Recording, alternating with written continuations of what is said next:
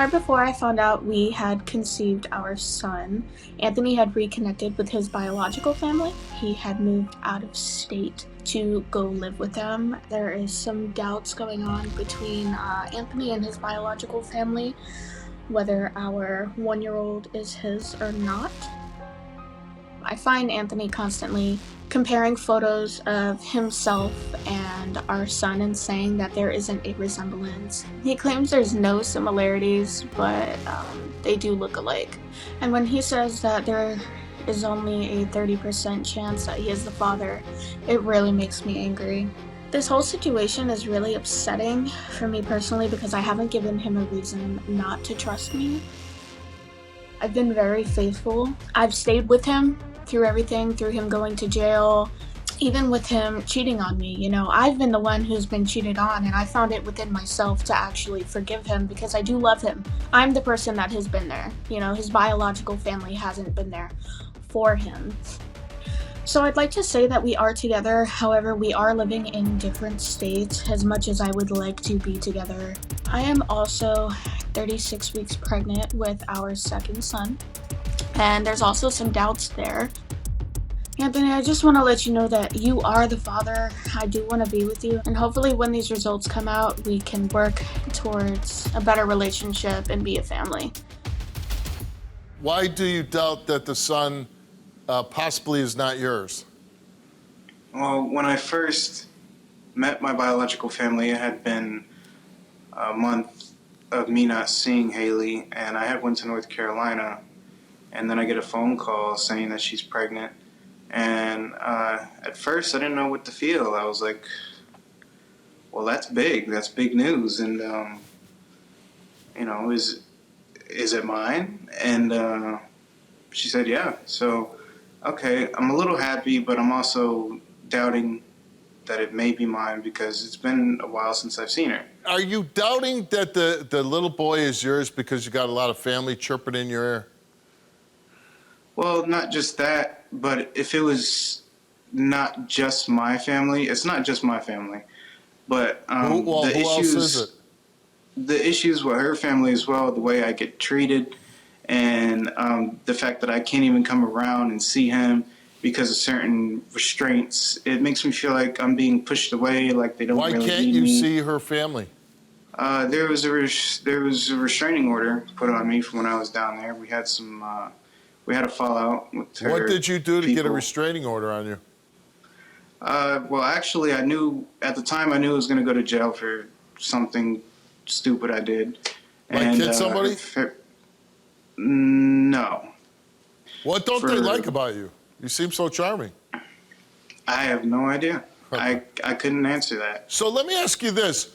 Were you and Haley, when you got her pregnant, were you in a monogamous relationship?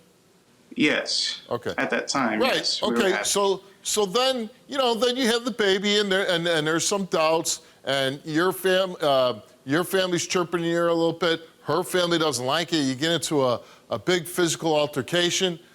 But even with the doubts that you have in your head, you get her pregnant again. Not particularly in the scenario that you would think. Hey, Bill Clinton, give it to me straight, okay? Did you have sex with that woman after you got out of jail? I did. Okay, well, just answer the question, man. Don't, talk in circles. What if the test comes back and you are the father to Haley's son? Then, well, I'll be really happy, and I'll have a lot of apologizing to do for all the doubts and the trouble about it. And she's a very good woman. I'm not saying she's But you're bad. not going to be in a relationship with her. Right now, things are kind of neutral. We're just kind of seeing where things go. We talk to each other every day. We want to be together. I want to be with her. I want to be with my son. Are you seeing the other girls still? No. Okay. No, that was long gone. Why bring children into the world with a guy that doubts you? And, when they doubt you, whether it's their child, they're basically saying, hey, you cheated on me. You're sleeping with other men, right? No. Yes. Can I say something, Steve? No. Let her finish. Okay. It's a tricky situation. I'm genuinely like, I am in love with Anthony. Whether he believes it or not, I could never do something like that. And had somebody else done this to me, I'm sure I would have ran right away. Just, I would be gone. But I genuinely love him, you know, and I tell him all the time, I've been there through everything, even like with my family, and I'm very, you know, family oriented. Sure. Um, you know, I'm still here. You know, that has to mean something. I wouldn't waste my time, and I wouldn't waste his time either. What do you want to say to Anthony? I love you. I want to be with you. I want to have, you know, that traditional family. I want our kids to have their father.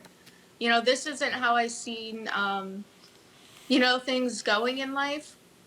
And I've kind of had to adjust to your lifestyle as well, just because we grew up differently. And, you know, I'm trying to make it work as best as possible. I just hope maybe, you know, after these results come out and everything, we could work towards better things, bettering our relationship, you know, getting that apartment we talked about, the car we talked about, you know, and just being together. That's all I want, because I can't do this. I can't be away from you.